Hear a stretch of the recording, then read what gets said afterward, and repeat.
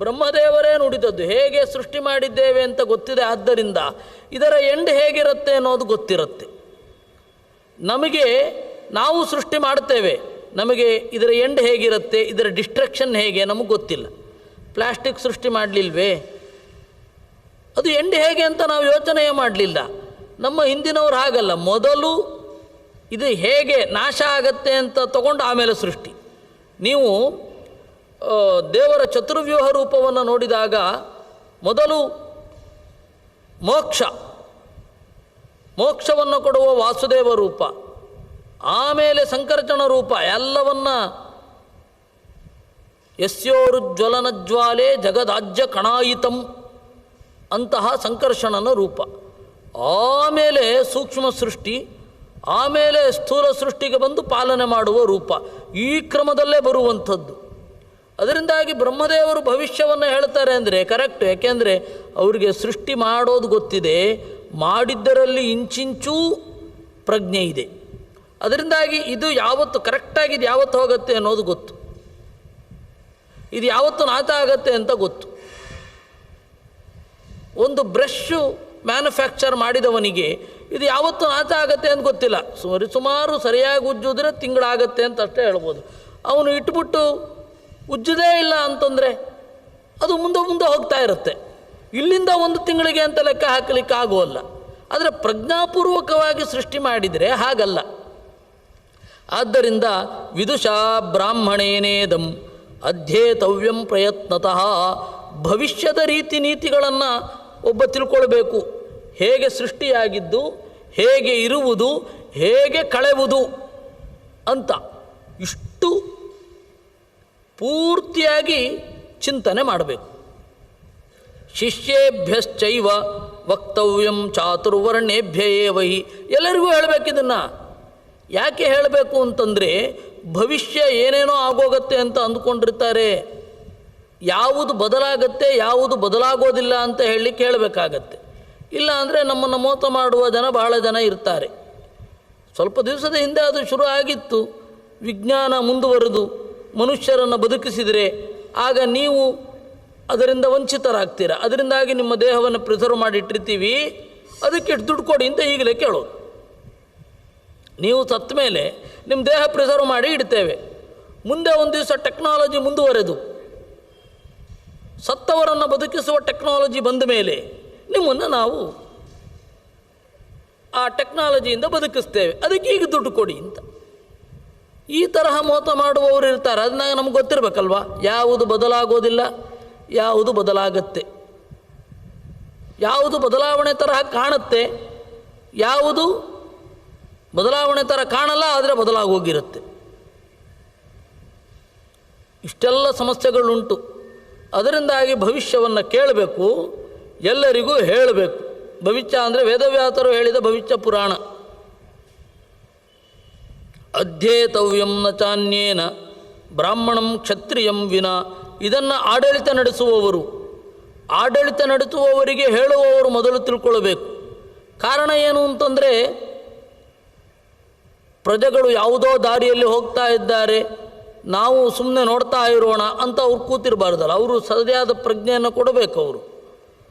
ಅದರಿಂದಾಗಿ ಎಲ್ಲರೂ ಕೇಳಬೇಕು. ಯಾರೋ ಒಂದಿಬ್ಬರು ಅಧ್ಯಯನ ಮಾಡಬೇಕು. ಜ್ಞಾನಕ್ಕಾಗಿಯೇ ಮೀಸಲಾದವರು, ಜೀವನವನ್ನು ಮೀಸಲಾಗಿಟ್ಟವರು ಅಧ್ಯಯನ ಮಾಡಬೇಕು. ಯಾರು ಜ್ಞಾನಕ್ಕೆ ಮೀಸಲಾಗಿಟ್ಟಿಲ್ಲ ಅವರು ಅಧ್ಯಯನ ಮಾಡಲಿಕ್ಕೆ ಹೋಗಬೇಡಿ. ಯಾಕೆ ಇವರೆಲ್ಲ ಸಾರ ಸಂಗ್ರಹ ಮಾಡಿ ಹೇಳ್ತಾರೆ ಅಂದರೆ, ಈಗ ಜೇನು ಸಿಗೋದು ಮುಖ್ಯವೋ, ನಾವು ಮಕರಂದವನ್ನು ತರಬೇಕು, ಮಕರಂದ ತರದೇ ಇರೋದು ನಮ್ಮ ಹಕ್ಕಿಗೆ ಚ್ಯುತಿ ಅಂತ ಅಂದ್ಕೋಬೇಕು. ಹಾಗೆ ದೇವರ ಮೊದಲನೆಯ ಮಕ್ಕಳು, ಎರಡನೇ ಮಕ್ಕಳು ಓದಬೇಕು, ಮೂರನೇ ಮಕ್ಕಳು, ನಾಲ್ಕನೇ ಮಕ್ಕಳು ಕೇಳಬೇಕು. ಎಲ್ಲ ಶಾಸ್ತ್ರಗಳಿಂದ ಸಾರವನ್ನು ತಂದು ಕೊಟ್ಟರೆ ತಗೊಂಡ್ರೆ ಆಯಿತು. ಹೀಗಾಗಿ ದೇವಾರ್ಚಾಂ ಪುರತಃ ಕೃತ್ವಾ ಬ್ರಾಹ್ಮಣಶ್ಚ ನೃಪೋತ್ತಮ ಶ್ರೋತವ್ಯಮೇವ ಚೂದ್ರೈಶ್ಚ ತಥಾನ್ಯೈಶ್ಚ ದ್ವಿಜಾತಿಭಿ. ಎಲ್ಲರೂ ಒಟ್ಟಿಗೆ ಕೂತು ಕೇಳಬೇಕು. ಇವ್ರದೇ ಒಂದು ಪಂಗಡ, ಇವರೇ ಕೂತು ಕೇಳಿದ್ರು ಆ ತರಹ ಇಲ್ಲ. ಸಮಾಜದ ಎಲ್ಲ ಸ್ತರದಲ್ಲಿರುವವರು ಕೂತು ಕೇಳಬೇಕು. ಶ್ರೌತಂ ಸ್ಮಾರ್ತಂ ಹಿ ವೈಧರ್ಮಂ ಪ್ರೋಕ್ತಮಸ್ಮಿನ್ ನೃಪೋತ್ತಮ. ಈ ಧರ್ಮದ ಗುರಿಯನ್ನು ಇಲ್ಲಿ ನಾವು ಹೇಳಿದ್ದೇವೆ. ಈ ಹಿನ್ನೆಲೆಯಲ್ಲಿ ಇದಂ ಶಾಸ್ತ್ರಮಧೀಯಾನಃ ಬ್ರಾಹ್ಮಣ ಸಂಚಿತವ್ರತಃ ಮನೋವಾಗ್ದೇಹಜೈರ್ನಿತ್ಯಂ ಕರ್ಮದೋಚೈರ್ನ ಲಿಪ್ಯತೆ. ಇದನ್ನು ಕೇಳಿದವ ಮನಸ್ಸಿನಿಂದ, ಮಾತಿನಿಂದ ಮತ್ತು ದೇಹದಿಂದ ಆಗುವ ದೋಷಗಳಿಂದ ಅಂಟುವುದಿಲ್ಲ. ಯಾಕೆಂದರೆ ಅವನ ಮನಸ್ಸು ಅಷ್ಟು ಟ್ರೈನ್ಡ್ ಆಗಿ ಇರುತ್ತೆ. ಅವನ ಮನಸ್ಸು ಸೂಕ್ಷ್ಮವಾಗ್ತಾ ಹೋಗುತ್ತೆ. ಶೃಣ್ವಂತಿ ಚಾಪಿ ಯೇ ರಾಜನ್ ಭಕ್ತ್ಯಾ ವೈ ಬ್ರಾಹ್ಮಣಾದಯ ಮುಚ್ಚಂತೆ ಪಾತಕೈಸ್ಸರ್ವೈಃ ಗಚ್ಚಂತಿ ಚ ದಿವಂ ಪ್ರಭೋ. ಯಾರು ಇದನ್ನು ಅನುಷ್ಠಾನ ಮಾಡ್ತಾರೆ ಅವರು ಎಲ್ಲ ದ್ವಂದ್ವಗಳಿಂದ, ಖಯಾಸ್ಗಳಿಂದ ಬಿಡುಗಡೆಯನ್ನು ಹೊಂದುತ್ತಾರೆ. ಯಾವಾಗ ಖಯಾಸ್, ದ್ವಂದ್ವಗಳು ನಮ್ಮನ್ನು ಕಾಡೋದಿಲ್ವೋ ಆಗ ನಾವು ಬೇಡ ಅಂದರೂ ಇದರಿಂದ ಬಿಡುಗಡೆಗೊಳ್ತೇವೆ. ಅದರಿಂದ ಕೇಳಬೇಕು. ಶ್ರಾವಯೇ ಚಾಪಿಯೋ ವಿಪ್ರಃ ಸರ್ವಾನ್ ವರ್ಣಾನ್ ನೃಪೋತ್ತಮ ಸಗುರು ಪ್ರೋಚ್ಯತೆ ತಾತ ವರ್ಣಾನಾಮಿಹ ತರವಚಃ.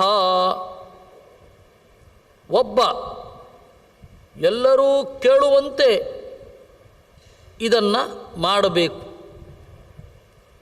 ಅವನು ಪಾಪದಿಂದ ಬಿಡುಗಡೆ ಹೊಲ್ತಾನೆ.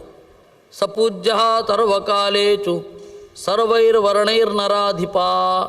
ಯಾರು ಇದನ್ನು ಹೇಳೋದು, ಕೇಳೋದು ಮೊದಲಾದವುಗಳನ್ನು ಮಾಡ್ತಾನೆ ಅವನು ಎಲ್ಲ ವರ್ಣಗಳಿಂದ ಪೂಜಿತನಾಗ್ತಾನೆ. ಯಾಕೆ ಅಂದರೆ ಅತ್ಯಂತ ಸತ್ಯವಾದ ಸಂಗತಿಯನ್ನು ಅವನು ಹೇಳ್ತಾನೆ ಅನ್ನುವ ಕಾರಣಕ್ಕೆ. ಪೃಥಿವೀಂ ಚ ತಥೈವೇಮಾಂ ಕೃತ್ಸ್ನಾಂ ಏಕೋಪಿ ಸೋರ್ಹತಿ ಇದಂ ಸ್ವಸ್ಥಯನಂ ಶ್ರೇಷ್ಠಂ ಇದಂ ಬುದ್ಧಿವಿವರ್ಧನಂ.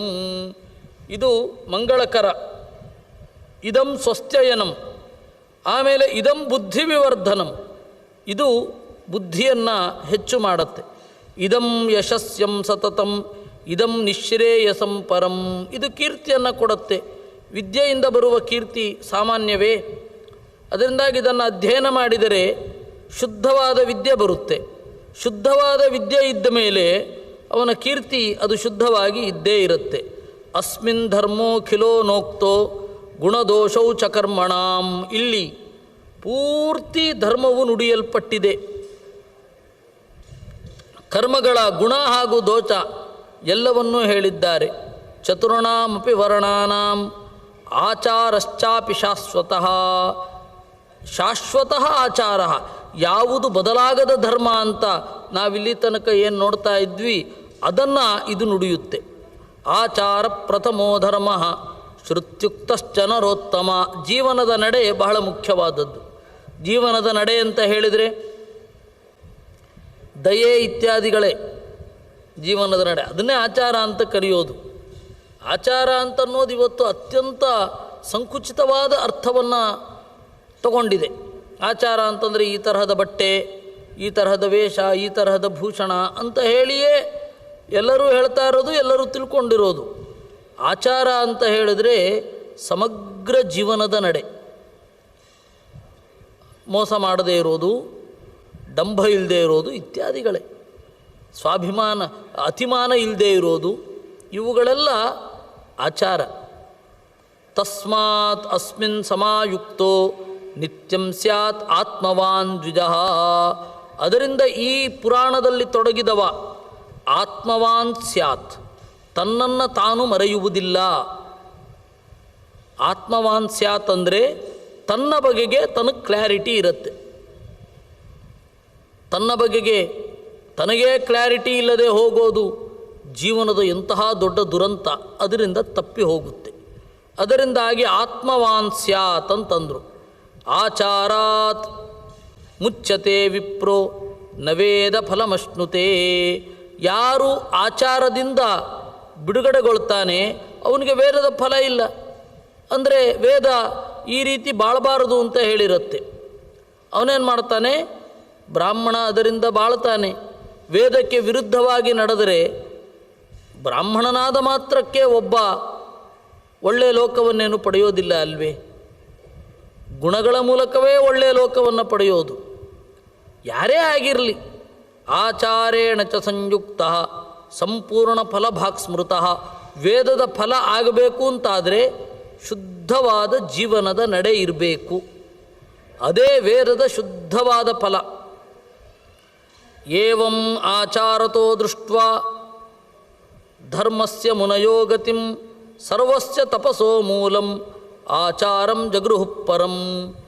ಈ ತರಹ ವೇದದ ಫಲಕ್ಕೆ ಆಚಾರ ಕಾರಣ ಅಂತ ಹೇಳಿ ಇರೋದರಿಂದ ಅವರೇನು ಮಾಡಿದ್ರು, ದ್ವಂದ್ವದ ಪೀಡೆಯನ್ನು ಮೆಟ್ಟಿ ನಿಂತರು. ಇದೇ ಕಾರಣಕ್ಕೆ ದ್ವಂದ್ವದ ಪೀಡೆಯನ್ನು ಯಾವಾಗ ಮೆಟ್ಟಿ ನಿಲ್ತಾರೆ ಆಗ ಶಾಸ್ತ್ರದ ಫಲ ಸಿಕ್ಕೇ ಸಿಗುತ್ತೆ. ದ್ವಂದ್ವದ ಪೀಡೆಯನ್ನು ಮೆಟ್ಟಿ ನಿಲ್ಲಲಿಲ್ಲ, ಕೇವಲ ಶಾಸ್ತ್ರವನ್ನು ಚಿಂತನೆ ಮಾಡ್ತಾ ಇದ್ದೇವೆ ಅಂತಂದರೆ ಆಗಲೂ ಶಾಸ್ತ್ರದ ಫಲ ಸಿಗಲ್ಲ. ಶಾಸ್ತ್ರವೇ ಬೇಡ, ಆಚಾರ ಸಾಕು ಅಂತ ಹೇಳಿರುವವರಿಗೂ ಶಾಸ್ತ್ರದ ಫಲ ಸಿಗಲ್ಲ. ಎರಡೂ ಜೊತೆಯಾಗಿ ಇರಬೇಕಲ್ವಾ. ಅದರಿಂದ ಅನ್ಯೇ ಚ ಮಾನವಾರಾಜನ್ನಾಚಾರ ಸಂಶ್ರಿತಾ ಸದಾ. ಉಳಿದವರು ಆಚಾರದಲ್ಲಿ ನೆಲೆಗೊಂಡಿರ್ತಾರೆ. ಕೆಲವರು ಏನು ಮಾಡ್ತಾರೆ, ನಾವೇನೋ ಪರವಾಗಿಲ್ಲ, ನೀವಾದರೂ ಇರಬಾರ್ದಾ ಅಂತ ಬೈತಾರೆ.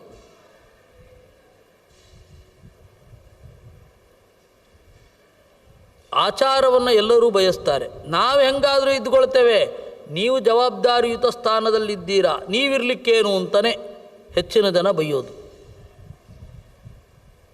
ಅಂದರೆ ಎಲ್ಲರೂ ಆಚಾರ ಕೇಂದ್ರಿತರೇ. ಕೆಲವರು ಹೇಳ್ತಾ ಇದ್ದಾರೆ, ಕೆಲವರು ಹೇಳಲಿಕ್ಕೆ ಗೊತ್ತಾಗ್ತಾ ಇಲ್ಲ ಅಷ್ಟೆ. ಅದರಿಂದ ಜೀವನದಲ್ಲಿ ಆಚಾರವೇ ಮುಖ್ಯ. ಆಚಾರ ಅಂದರೆ ನ್ಯಾಯ, ನೀತಿ ಇತ್ಯಾದಿಗಳೇ. ಅದರಲ್ಲಿ ಅವರಿರ್ತಾರೆ. ಏವಮಸ್ಮಿನ್ ಪುರಾಣೇತು ಆಚಾರಸ್ಯತು ಕೀರ್ತನಂ.